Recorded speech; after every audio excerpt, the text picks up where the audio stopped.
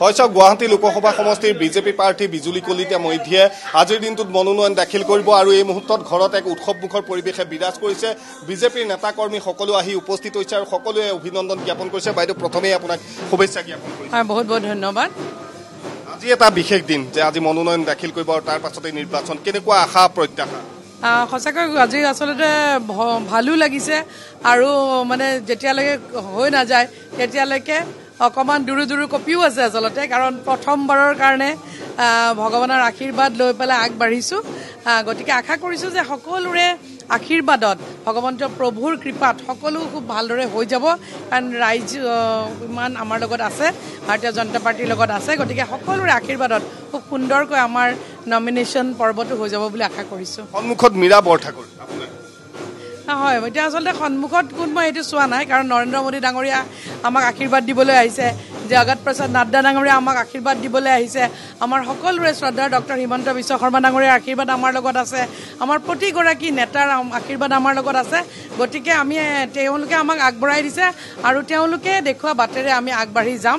গতিকে সেই সাহসেৰে ওলাইছোঁ। গুৱাহাটীবাসীয়ে বিজুলী কলিতা মেধি অথবা বিজেপি কিয় আদৰি ল'ব? আপোনাৰ কেনেকুৱা ধৰণৰ প্ৰতিশ্ৰুতি থাকিব বা কেনেকুৱা ধৰণৰ কাম কৰাৰ সপোন আছে?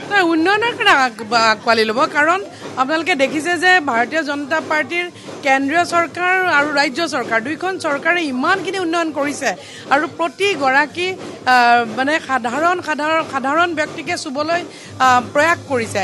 গতিকে সেইকাৰণে ভাৰতীয় জনতা পাৰ্টীক আঁকোৱালি ল'ব ৰাইজে। ধন্যবাদ জনাইছোঁ, শুভেচ্ছা জনাইছোঁ।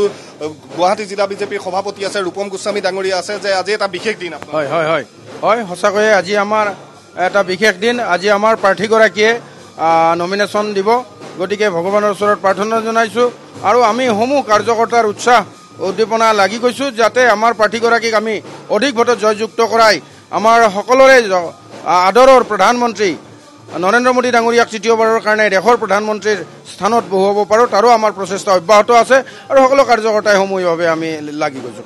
যথেষ্ট উৎসাহী ৰূপম গোস্বামী ডাঙৰীয়াকো দেখিছোঁ যে আপুনি ইতিমধ্যে শুভেচ্ছা জ্ঞাপন কৰিছে।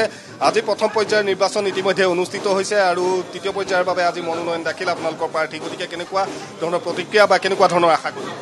চাওক, যোৱাবাৰ আমি গুৱাহাটীত 10 লাখতকৈ বেছি ভোট পাইছিলোঁ, 10,08,900 ভোট পাইছিলোঁ।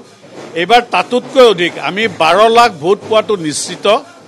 আৰু এইবাৰ অসমৰ ৰাইজে, গুৱাহাটীৰ ৰাইজে এইকাৰণে আমাক আকৌ জিকাব, কাৰণ কেন্দ্ৰত মাননীয় নৰেন্দ্ৰ মোদী ডাঙৰীয়া তৃতীয়বাৰৰ বাবে প্ৰধানমন্ত্ৰী হ'বলৈ গৈ আছে আৰু ইতিমধ্যে ভাৰতবাসীয়ে এই সিদ্ধান্ত লৈছে গুৱাহাটীৰ উন্নয়ন। এইবাৰ প্ৰথমবাৰৰ বাবে এণ্টি ইনকামবেঞ্চি নাই।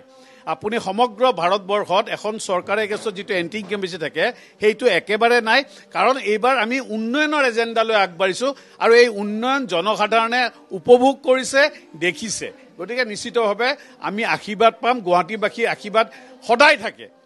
কংগ্ৰেছ চৰকাৰ থাকোঁতেও আমাৰ লগত গুৱাহাটীবাসী বিজয়া বাইদেউ 2-3বাৰকৈ MP হৈছে। গতিকে গুৱাহাটীবাসীয়ে সদায় ভাৰতীয় জনতা পাৰ্টীক আশীৰ্বাদ জনাইছে।